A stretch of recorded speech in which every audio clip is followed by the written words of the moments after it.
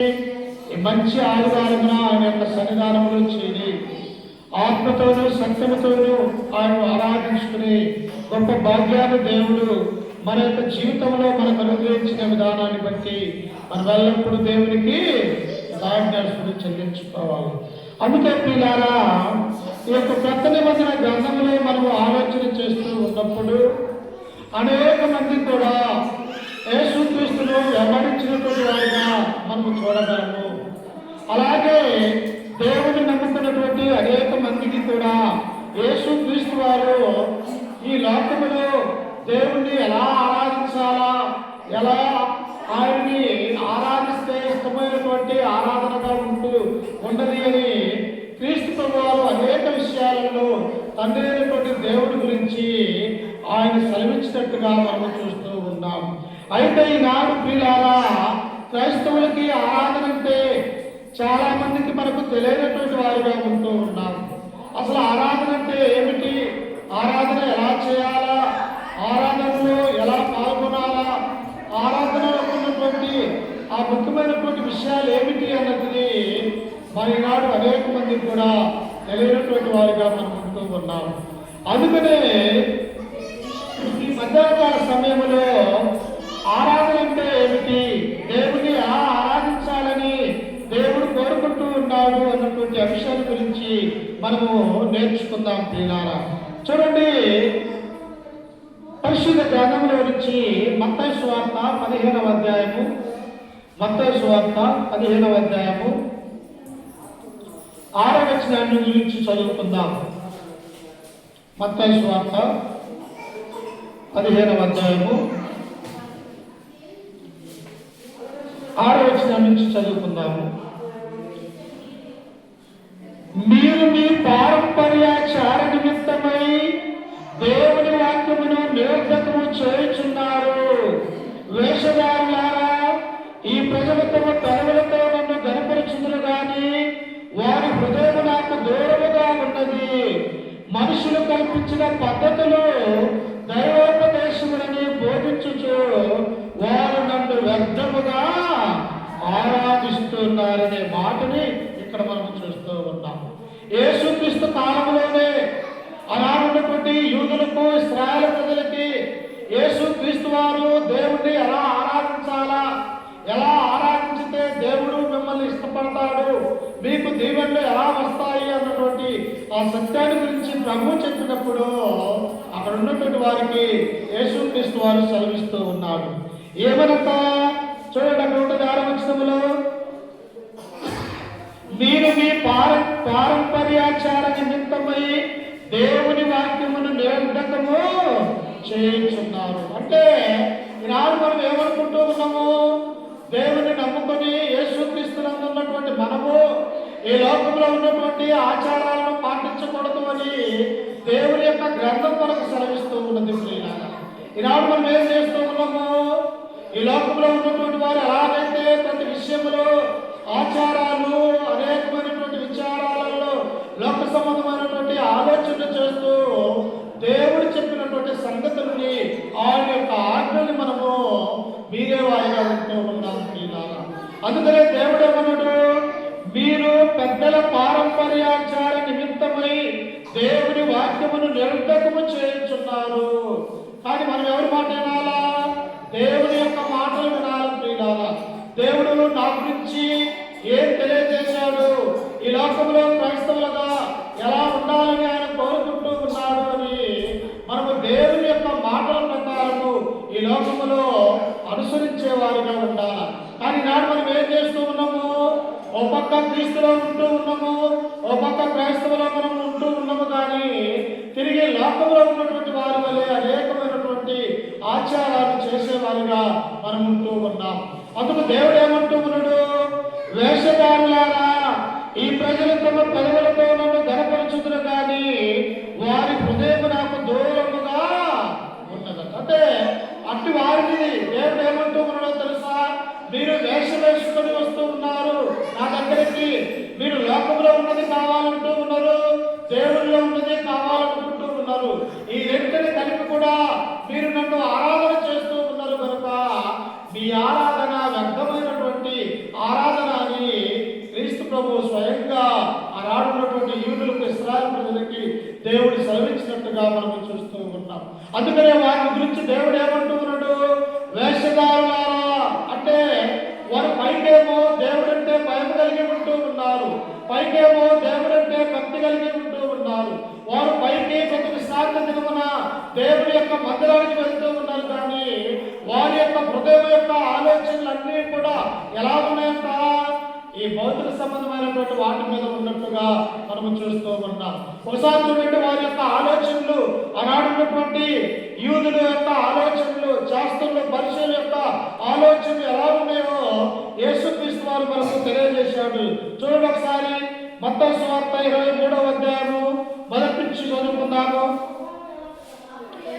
అప్పుడు యేసు జన సమూహములతోనూ తన శిష్యులతోనూ ఇట్లనెను, శాస్త్రులు, పరిశీలను మోసే పీట వద్ద కూర్చున్నవారు గనుక వారు మీతో చెప్పు వాటన్నిటినీ అనుసరించి గైకొనుడి, అయినను వారి క్రియల చెప్పున చేయకుడి, వారు చెప్పుదలే గాని. చూశారమ్మా, యేసుక్రీస్తు ఆనాడున్నటువంటి శాస్త్రం గురించి, ఆనాడున్నటువంటి పరిశీలన గురించి, ఆనాడు ధర్మశాస్త్ర ఉపదేశకుల గురించి యేసుక్రీస్తు సెలవిస్తూ ఉన్నారు. ఓ యూదులారా, ఇశ్రాయేలు ప్రజలారా, మీరు దేవుని యొక్క మందిరానికి వస్తూ ఉన్నప్పుడు మీరు పెద్దల పారంపర్యమైనటువంటి ఆ ఆచారాలను మీరు తీసివేయండి. ఆనాడున్నటువంటి శాస్త్రులు, పరిశీలన కూడా వారు ఎలా ఉన్నారంట, వారు దేవుని యొక్క ధర్మశాస్త్రాన్ని ప్రజలకు చెప్పుదులే కానీ వారు ఏం చేయాలంట, వారు పాటించని క్రియ. ఈనాడు కూడా మనము క్రైస్తవులుగా క్రీస్తునందును ఉన్నటువంటి మనము కూడా నిజమైనటువంటి భక్తి కలిగి ఉంటూ ఉన్నామా, లేకపోతే లోకంలో ఉన్న వారి వలె వేషాలు వేసుకొని జీవిస్తూ ఉన్నామా అని మనమే మన యొక్క హృదయాలకి ప్రశ్న వేసుకునే వారిగా ఉండాలి ప్రియుల. అందుకనే దేవుడు ఇక్కడ ఏమంటాడు, కింద వచ్చిన చూడండి, వారు మీతో చెప్పు వాటన్నిటినీ అనుసరించి గైకొనుడి, ఆయనను వారి క్రియల చెప్పున చేయకుడి. ఎవరి క్రియ చెప్పునంట, పరిశీలు, శాస్త్రం యొక్క క్రియ చెప్పున వారు దేవుని యొక్క ధర్మశాస్త్రాన్ని ఆ యొక్క యెరూషలేము యొక్క మందిరంలో ఉన్నటువంటి జనులకు బోధించుదురు, కానీ వారు మాత్రం దానిని అంగీకరించే వారుగా ఉండాలి.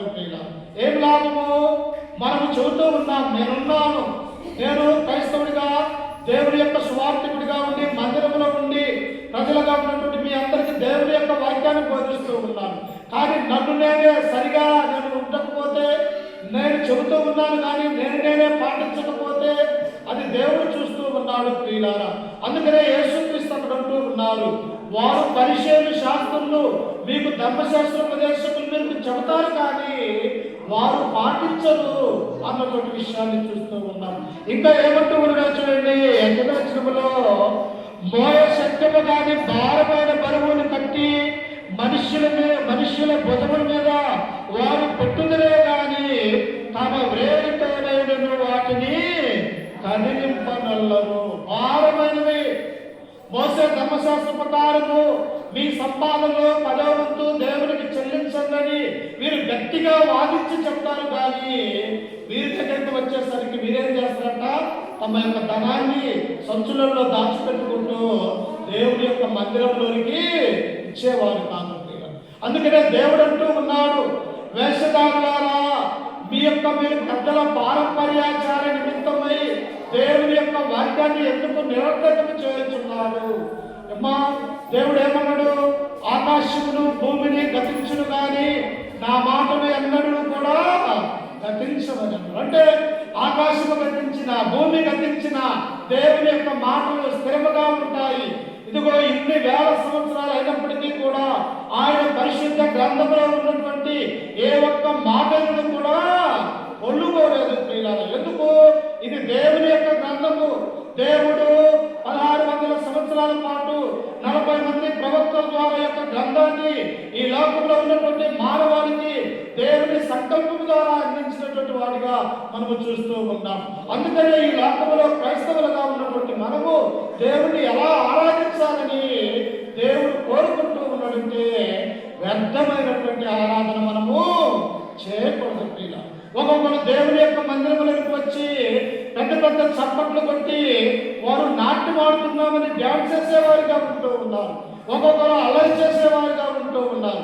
కానీ దేవుడు ఏమంటూ ఉన్నాడు? నా మందిరంలో మీరు మౌనముగా ఉండాలి అని దేవుడు కోరుకుంటూ ఉన్నాడు. అంతేకాదు దేవుడు అల్లరికి కర్త కాడు అన్నటువంటి విషయాన్ని తన గ్రంథంలో మనకు తెలియజేస్తూ ఉన్నాడు. అందుకనే ఇక్కడ మత్తయి సువార్త 15వ అధ్యాయము 7వ వచనంలో తిరిగి మనం చదువుకుంటూ ఉన్నప్పుడు ఆయన ఏమంటూ ఉన్నాడో తెలుసా? ఈ ప్రజలు తమ పెదవులతో నన్ను గణపరచుదురు కానీ వారి హృదయం నాకు దూరముగా ఉన్నది. అంటే పెదాలతో గణపరుస్తున్నది దేవుడు చూస్తూ ఉన్నాడు.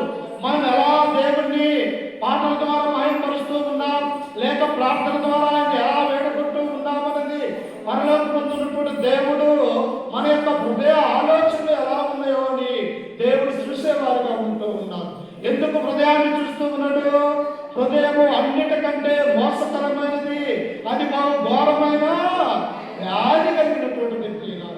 ఏ సమస్య వచ్చినా, ఏది చేయాలన్నా, లేకపోతే హృదయంలో ఆలోచన నిండిన దానిని బట్టి ఈ నోరు అనేది మాట్లాడుతూ ఉన్నది కనుక ఆ హృదయానుసారంగా దేవుణ్ణి ఆరాధించాలని దేవుడు మనల్ని కోరుకుంటూ ఉన్నాడు. అందుకని ఇక్కడ ఏమంటూ ఉన్నాడు? ఈ ప్రజలు తమ పెదవులతో నన్ను గణపరచుదురు కానీ వారి యొక్క హృదయము దూరముగా ఉన్నది. అంటే దేవుడికి మనకి దగ్గర సంబంధాలు లేవు ప్రియులారా.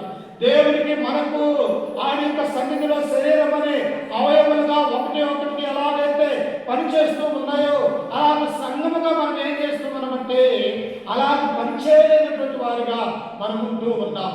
ఇంకా మనం చదువుకుంటే చూడండి, మనుషులు కల్పించిన చదువుమా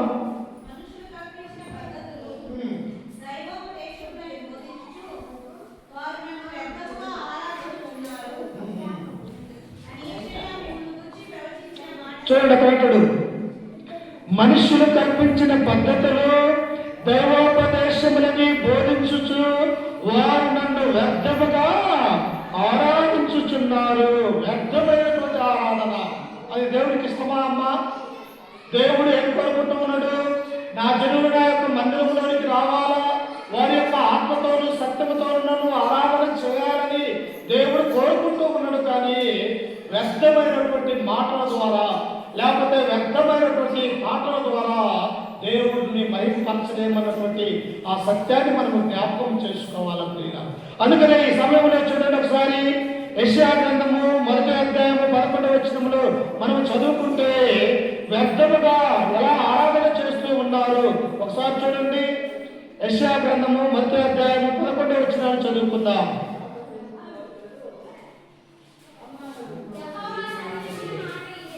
యెహోవా సెలవిచ్చిన మాట ఇదే, విస్తారమైన మీ బలులు నాకేలా, దహన బలులను, పొట్టేలను, బాగుగా మేపిన దూడల క్రొవ్వును నాకు ఎక్కసా. నాడు ఇశ్రాయేలు ప్రజలు ఏమనుకుంటున్నారు? ఇదిగో నాకు కలిగినటువంటి యొక్క మందలో నుంచి ఈ పొట్టేలను, లేకపోతే యొక్క ఆవును, లేకపోతే యొక్క దూడను తీసుకెళ్లి యెరూషలేము యొక్క మందిరంలో నేను వధించి రక్త ప్రోక్షణ చేసినట్టయితే దేవుడు నన్ను ఆశీర్వదిస్తాడన్నటువంటి ఆలోచన ఆనాడున్నటువంటి యూదులు కలిగి ఉన్నట్టుగా మనం చూస్తూ ఉంటాం. అమ్మా, దేవుడిని ఇష్టపడతాడా? లోక సంబంధమైనటువంటి ఏవి కూడా భౌతిక సంబంధమైనటువంటి దేవుడు ఇష్టపడు అన్నటువంటి సత్యాన్ని మనము జ్ఞాపకం చేసుకోవాలా ప్రియులారా. అందుకని ఇక్కడ దేవుడు ఏమంటూ ఉన్నాడు? విస్తారమైన మీ బలులు నాకేలా, దాన బలులను, పొట్టేళ్లను, బాగుగా మేపిన దూడల క్రొవ్వును నాకు వెక్కసమాయను. కోడెల రక్తమందేనను, గొర్రె పిల్లల రక్తమందేనను, మేకపోతల రక్తమందేనను నాకు ఇష్టము లేదు. అమ్మా, ఇష్టమున్నదా? దూడలు తీసుకెళ్లి ఆయన భరిస్తే ఇష్టపడతాడా? లేకపోతే మేకపోతలు తీసుకెళ్లి యెరూషలేము యొక్క మందిరములో అక్కడ భరిస్తే ఆయనకు ఇష్టమైనటువంటిదా? లేకపోతే క్రొవ్వినటువంటి పొట్టేళ్ళని తీసుకువెళ్ళి ఈ క్రొవ్వును దాన బలి మీద అర్పిస్తే దేవుడు ఇష్టపడేవాడిగా ఉన్నాడా? ఇష్టపడడు ప్రియులారా. భౌతిక సంబంధమైనటువంటి ఏవి మనం చేసినప్పటికీ కూడా ఆయనకు మన నుండి ఇష్టము లేదు. మరి ఏమి ఇష్టము?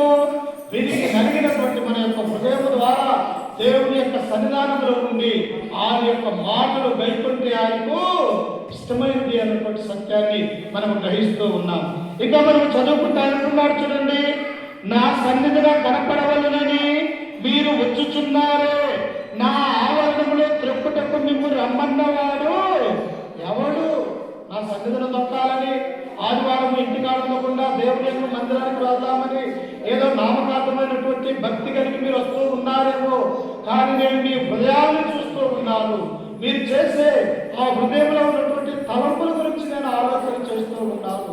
అంత మాత్రమే కాదు, మీరు భౌతిక సంబంధమైనటువంటి నైవేద్యాలు ఏమి మాకు అర్పించినప్పటికీ కూడా వాటి ఎందుకు నాకు ఇష్టం లేదు అని దేవుడు కరాఖండిగా మన గురించి, మన యొక్క జీవితాల గురించి దేవుడు తెలియజేస్తూ ఉన్నాడు ప్రియులారా. అందుకనే ఆనాడు ఉన్నటువంటి ప్రజలకు దేవుడు ఏం చెప్పాడు? మీరు మీ పారంపర్య ఆచారములు వదిలివేయండి, ఇలాంటి వ్యర్థమైనటువంటి ఆరాధన మీరు చేయకూడదు అని దేవుడు సెలవిచ్చినటువంటి వాడిగా మనము చూస్తూ ఉన్నాం. ఇంకా ఏమంటూ ఉన్నాడు ఒకసారి చూడండి. ఆయన అదే ఎహెజ్కేలు గ్రంథము 33వ అధ్యాయం 31వ వచనాన్ని చదువుకుందాం. ఎహెజ్కేలు గ్రంథము 33వ అధ్యాయము 31వ వచనము.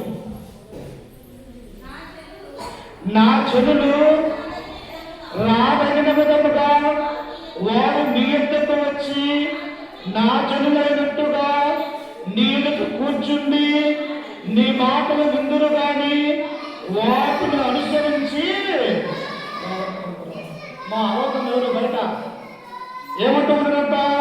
నా జనులు రాదగిన విధముగా వారు నీ ఎదుటకు వచ్చి నా జనులైనట్టుగా నీ ఎదుట కూర్చుండి నీ మాటలు విందురు గాని వాటిని అనుసరించి ప్రవర్తింపరు.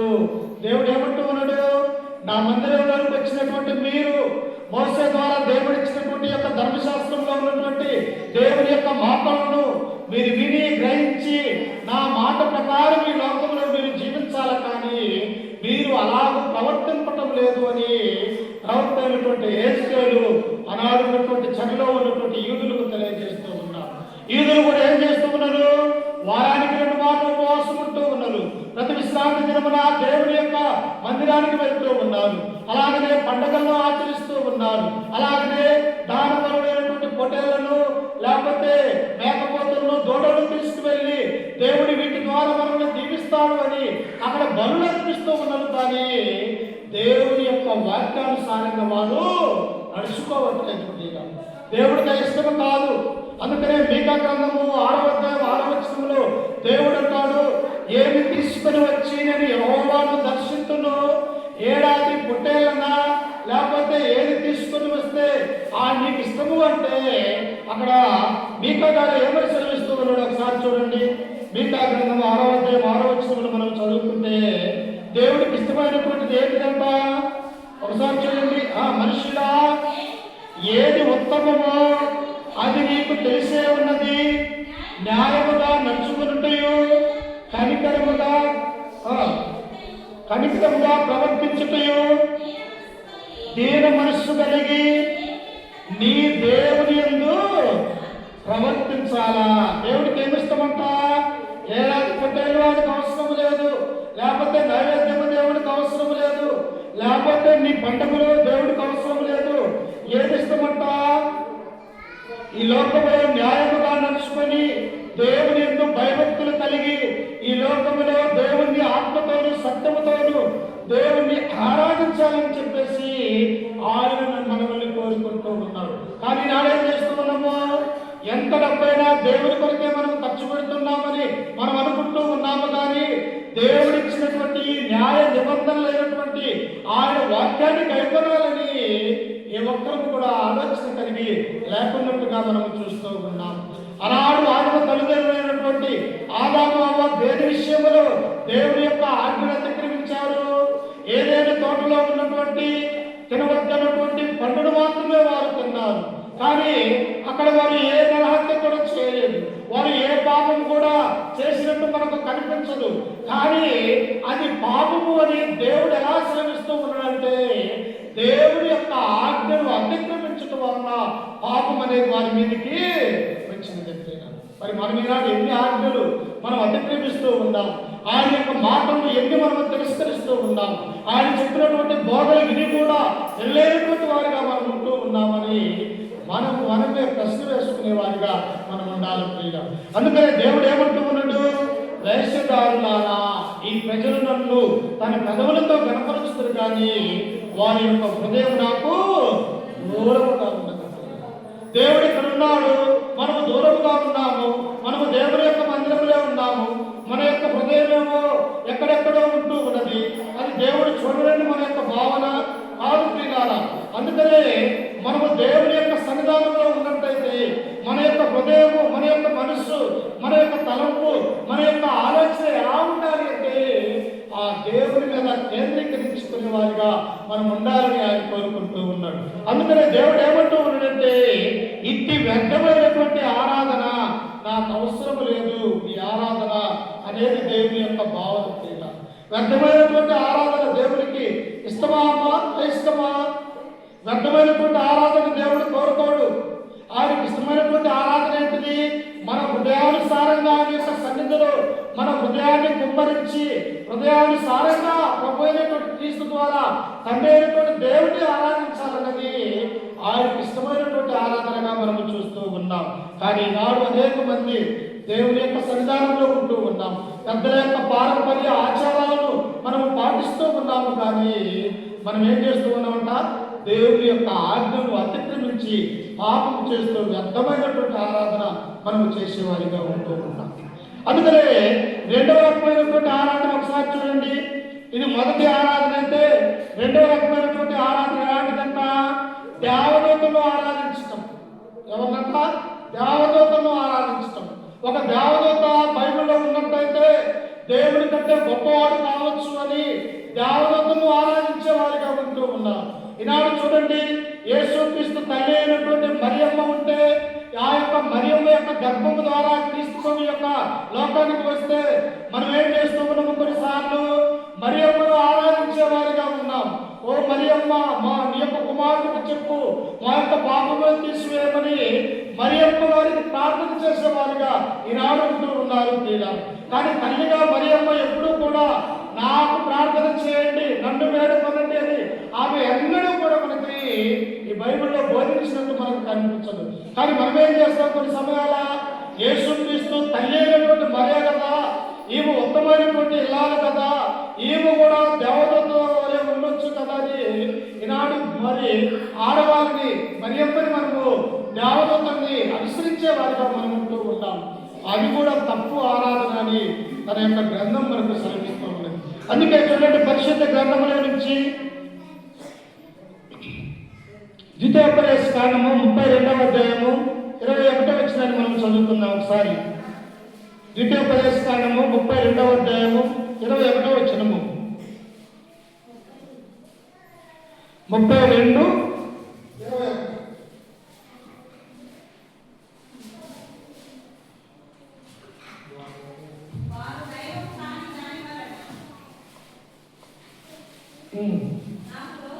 వారు దైవము కాని దాని వలన నాకు రోషము పుట్టించిరి, తమ వ్యర్థ ప్రవర్తన వలన నాకు కోపము పుట్టించిరి.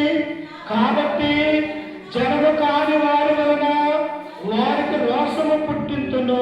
ఏమంటున్నారట?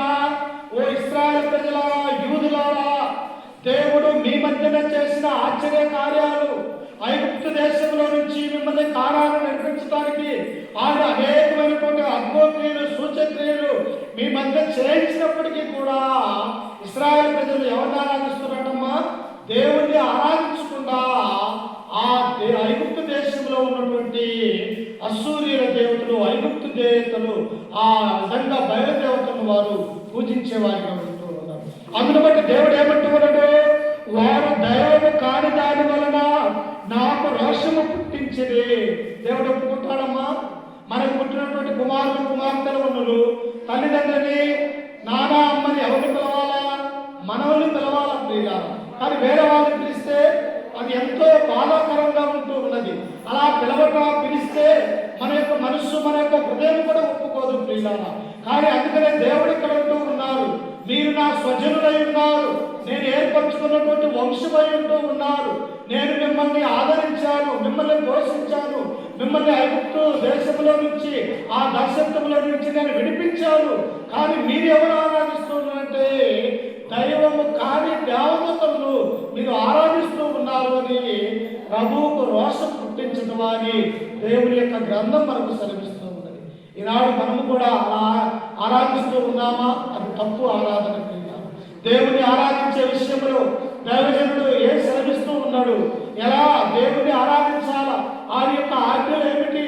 ఎలా ఆరాధించితే దేవునికి ఇష్టమైనటువంటి ఆరాధన, ఆ ఆరాధన ఎలాంటిదో మనము తెలుసుకొని దాని ప్రకారం దేవుణ్ణి మహిమపరిచే విధంగా ఉండాలని ఈ గ్రంథం మనకు సెలవిస్తూ ఉన్నది.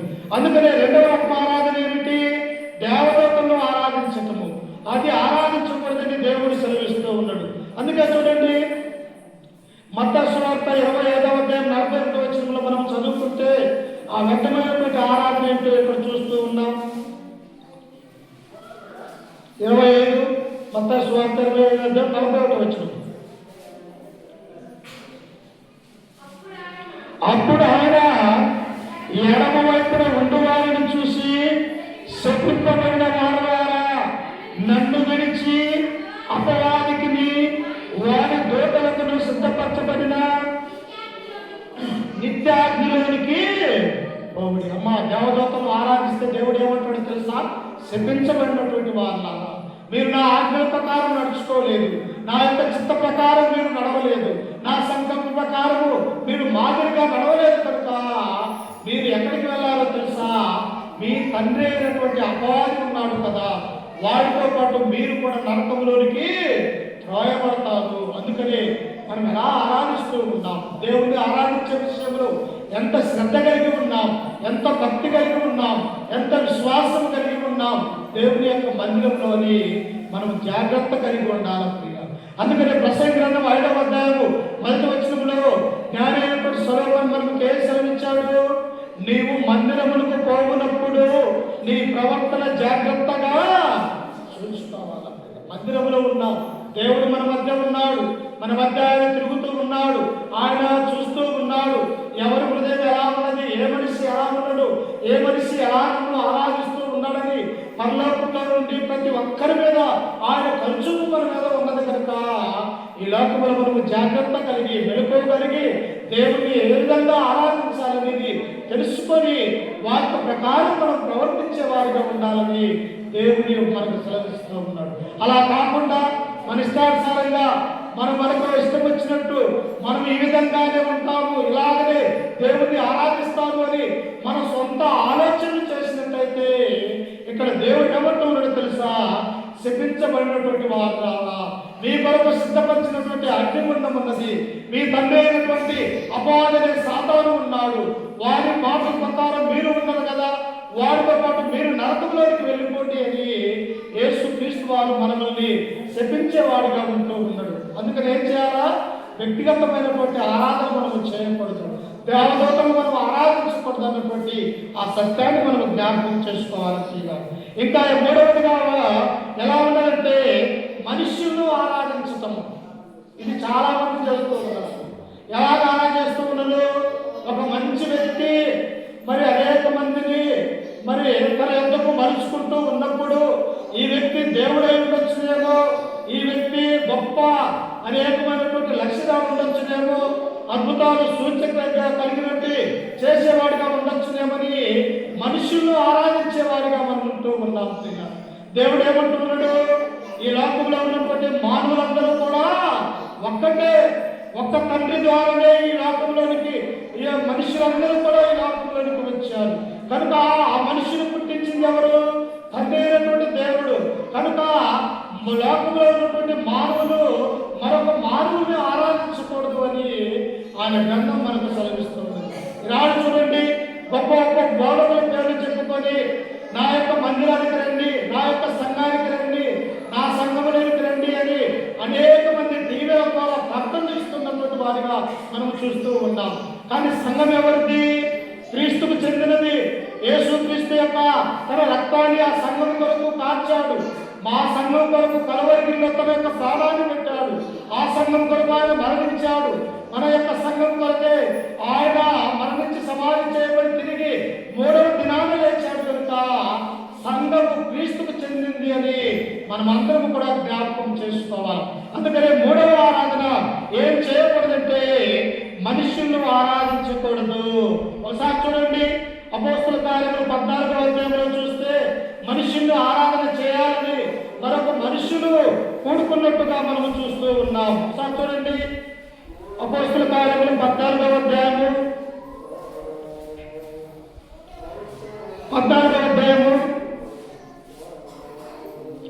7వ వచనాన్ని చదువుకుందాం.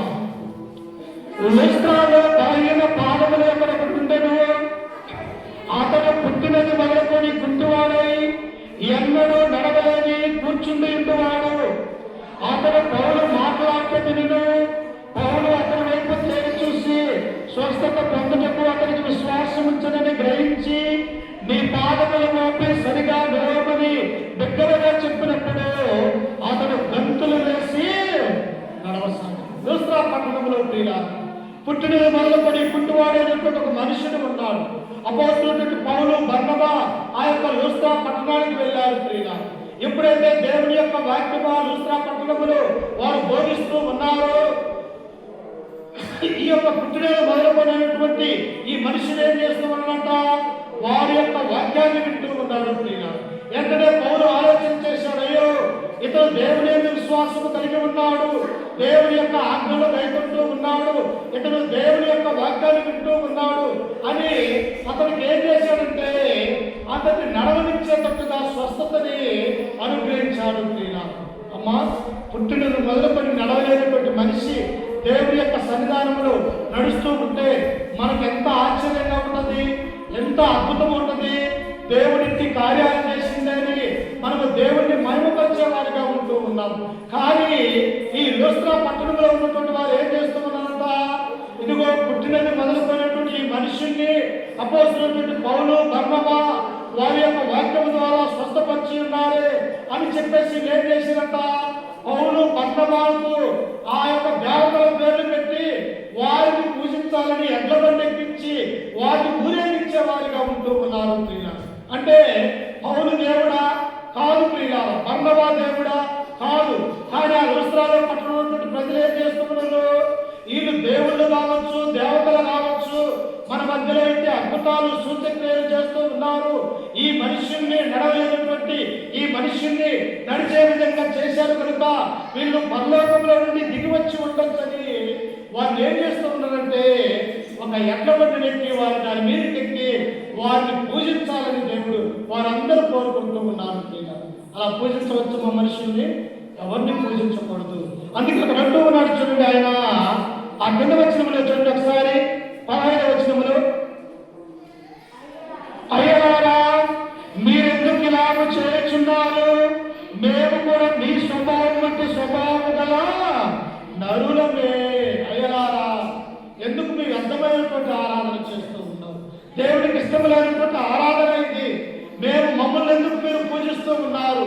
మమ్మల్ని ఎందుకు ఆరాధించాలని మీరు కోరుకుంటూ ఉన్నారు?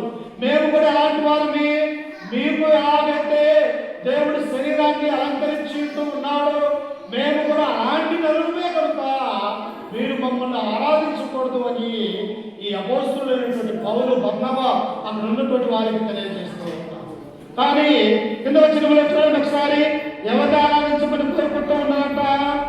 మీరు ఈ వ్యర్థమైన వాటిని విడిచిపెట్టి ఆకాశమును, భూమిని, సముద్రమును, వాటిలో ఉండే సమస్తమును సృష్టించిన జీవము గల దేవుని వైపు తిరగవలనని మీకు సువార్త ప్రకటించుచున్నాము. మమ్మల్ని ఆరాధించాల్సింది. ఎవరిని ఆరాధించాలంట? భూమిని, ఆకాశమును, సముద్రమును, సమస్త జీవరాశుల్ని, మనలందరినీ కూడా తన మాట ద్వారా ఇదిగో సృష్టించబడినటువంటి ఆ సృష్టికర్తైన దేవుని మీరు ఆరాధించాలి, కానీ మమ్మల్ని మీరు ఆరాధించకూడదు అని అక్కడ అపోస్తలుడైనటువంటి పౌలు, బర్నబా తెలియజేస్తూ ఉన్నారు. ఈనాడు మనం అనేక మందిని అలా పూజిస్తూ ఉన్నామా? మనుషులను ఆరాధిస్తూ ఉన్నామా? అంటే ఆరాధన దేవునికి ఇష్టమైనటువంటిది కాదు అని మనం గుర్తు చేసుకోవాలి. అయితే దేవుణ్ణి ఎలా ఆరాధించాలని దేవుడు కోరుకుంటూ ఉన్నాడు అంటే చివరిగా చూడండి ఒకసారి, ఆయన ఎలాంటి ఆరాధనను కోరుకుంటూ ఉన్నాడు ఒకసారి చూడండి. ఎలాంటి ఆరాధన ఆయన కోరుకుంటూ ఉన్నాడో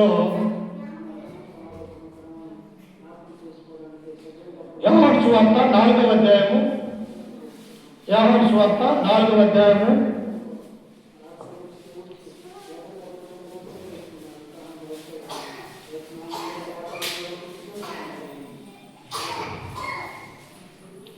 19వ వచనం, 4:19.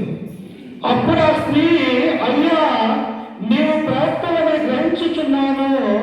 మా పితరులు ఈ పర్వతమందు ఆరాధించింది కానీ ఆరాధించవలసిన స్థలము యెరూషలేములో ఉన్నదని మీరు చెప్పుదురు అని ఆయనతో అనగా, యేసు ఆమెతో ఇట్లనెను. ఈ సమరయ స్త్రీ అడుగుతూ ఉన్నది, అయ్యా, నా పాపాల గురించి నువ్వు తెలియజేశావు, నేను ఎలాంటి దాన్నో నీవు తెలియజేశావు. ఇదిగో, నీవు నిజముగా ప్రవక్తవని మేము గ్రహిస్తూ ఉన్నాం. నీవు దేవుని యొక్క కుమారుడు అని, క్రీస్తువని, మమ్మల్ని రక్షించడానికి వచ్చామని నా మనస్సులో, నా హృదయంతో నేను భావిస్తూ ఉన్నానయ్యా. అయితే మా పితరులు ఉన్నారు, ఇదిగో ఈ కొండ మీద దేవుణ్ణి ఆరాధిస్తూ ఉన్నారు. కానీ మీరేమంటున్నారు? ఈ కొండ మీద ఆరాధించకూడదు, యెరూషలేము యొక్క మందిరంలో ఆరాధించాలని మీ పితరులు మాకు తెలియజేస్తూ ఉన్నారు. అయితే అసలు ఆరాధన అంటే ఏమిటి, ఆరాధన ఎలా చేయాలి అని ఈ సమరయ స్త్రీ క్రీస్తు ప్రభువుని అడుగుతూ ఉన్నది ప్రియుల. అప్పుడు చూడండి, కింద వచనంలో ఏమంటూ ఉన్నాడు? అమ్మ, ఒక కాలము వచ్చుచున్నది, ఆ కాలమందు ఈ పర్వతములోనైనను యెరూషలేములోనైనను మీరు తండ్రిని ఆరాధించరు. నా మాట నమ్ముము. మీరు మీకు తెలియని దాన్ని ఆరాధించువారు, మేము మాకు తెలిసిన దాన్ని ఆరాధించువారము. రక్షణ యూదులలో నుండి కలుగుచున్నది. అయితే యథార్థముగా ఆరాధించువారు ఆత్మతోను సత్యముతోను ఆరాధించు కాలము వచ్చుతున్నది. అమ్మ ఎలాగంట? అమ్మ, ఒక కాలం వస్తూ ఉన్నది, ఆ కాలములో ఈ కొండ మీద ఆరాధన చేయరు, ఈ యెరూషలేము యొక్క మందిరంలో ఆరాధన చేయరు. అయితే ఆరాధన క్రమం ఏం చేస్తున్నాడు? మార్చివేయబడుతూ ఉన్నది. ఎక్కడైతే ఇద్దరు ముగ్గురు కూడి ఆయన యొక్క నామములో కూర్చొని ఆయనను స్తుతిస్తారో, మహిమపరుస్తారో, అదే నా యొక్క సంఘమని దేవుడు సెలవిస్తూ ఉన్నాడు. కనుక ఆరాధన కార్యక్రమాన్ని ఏం చేస్తూ ఉన్నాడు? యూదులు వచ్చేసేమో యెరూషలేములో ఆరాధిస్తూ ఉన్నారు, ఇశ్రాయేలు ప్రజలు వచ్చేసేమో ఇదిగో గెరీజం అనేటువంటి సమరయ కొండ మీద వారు ఆరాధిస్తూ ఉన్నారు. కానీ అమ్మ, ఒక కాలం రాబడుతూ ఉన్నది, ఇదిగో ఇక్కడ ఆరాధన చేయరు, ఇదిగో యెరూషలేములో ఆరాధన చేయరు. అయితే దేవుణ్ణి ఆరాధించువారు ఎలా ఆరాధించాలంటే ఆత్మతోను సత్యముతోను దేవుణ్ణి ఆరాధించాలి. అది దేవుడు కోరుకునేది. నీ ఆత్మతో, నీ సత్యముతో, నీ హృదయముతో నేను ఎలా దేవుణ్ణి ఆరాధిస్తూ ఉన్నాను, పాటల ద్వారా ఆయన మహిమపరుస్తూ ఉన్నానా, ప్రార్థన ద్వారా ఆయన వేడుకుంటూ ఉన్నానా, దేవుని యొక్క మందిరంలో కూర్చున్నటువంటి నేను నా హృదయానుసారంగా దేవుని చిత్త ప్రకారము ఈ లోకంలో నేను ఆయనను ఆరాధన చేస్తూ ఉన్నానా అని మనల్ని మనమే ప్రశ్న వేసుకోవాలా ప్రియుల. ఒకవేళ అలా చేయక పెద్దల పారంపర్య ఆచార ప్రకారం చేసినట్లయితే దేవుడు ఏమన్నాడమ్మా? వేషధారులారా, ఈ ప్రజలు తమ పెదవులతో నన్ను కనపరుచుతారు కానీ వారి హృదయం నాకు దూరముగా ఉండలేదు. రెండవది, దేవదూతలను ఆరాధించకూడదు. మరియమ్మని, అపోస్తులని మనం ఆరాధించకూడదు ప్రియులారా. ఎవరిని ఆరాధించాలి? దేవదూతలను ఆరాధిస్తే ఏమన్నారు? వారు దేవతను కాని, దేవుడు కాని దాన్ని వారు ఆరాధించి నాకు కోపం పుట్టిస్తూ ఉన్నారని ద్వితీయోపదేశ కాండంలో మనకు చదువుకుంటూ ఉన్నాం. ఎందుకు? దేవుని యొక్క బిడ్డలుగా, ఆయన యొక్క కుమారులుగా, కుమార్తెలుగా దేవుని యొక్క మందిరంలో ఉండి మన యజమానుడు, మన తండ్రి అయినటువంటి దేవుణ్ణి మనం ఆరాధించాలి. కానీ దేవదూతలను మనం ఆరాధన చేయకూడదు. మూడవ ఆరాధన ఎలాంటిదంట? ఆయన అంటూ ఉన్నాడు, మనుష్యులకు ఆరాధన చేయకూడదు. ఒక మనిషికి మరొక మనిషి కాళ్ళు పట్టకూడదు, కాళ్ళు మొక్కకూడదు, పూజింపకూడదు అని దేవుని యొక్క గ్రంథం మనకు సెలవిచ్చింది. లూస్త్రా పట్టణంలో అదే జరిగినది. అపోస్తలుడైన పౌలు అంటూ ఉన్నాడు, భూమిని, ఆకాశాన్ని, సముద్రాన్ని, సమస్త మానవాన్ని నిర్మించినటువంటి ఆ సృష్టికర్తను మర్చివేసి మీరు మమ్మల్ని ఎందుకు ఆరాధిస్తూ ఉన్నారని ఆ అపోస్తలుడైన పౌలు చెప్పినట్టుగా మనం చూస్తూ ఉన్నాం. నాలుగవదిగా సమర స్త్రీ అడుగుతూ ఉన్నది, అయ్యా, ఎలా ఆరాధించాలా మమ్మల్ని అంటే ఆరాధించేవారు ఆత్మతోను సత్యముతోనూ తండ్రి అయినటువంటి దేవుణ్ణి, ప్రభు అయినటువంటి యేసు క్రీస్తు ద్వారా ఆరాధించాలని దేవుడు కోరుకుంటున్నాడు. కనుక మన ఆరాధన ఎలా ఉండాలమ్మా? ఆత్మతోనూ సత్యముతోనూ ఆరాధించాలి. మన యొక్క హృదయము, మన యొక్క మనసు ఎక్కడ ఉండాలా? దేవుని యొక్క మందిరంలో ఉండాలి.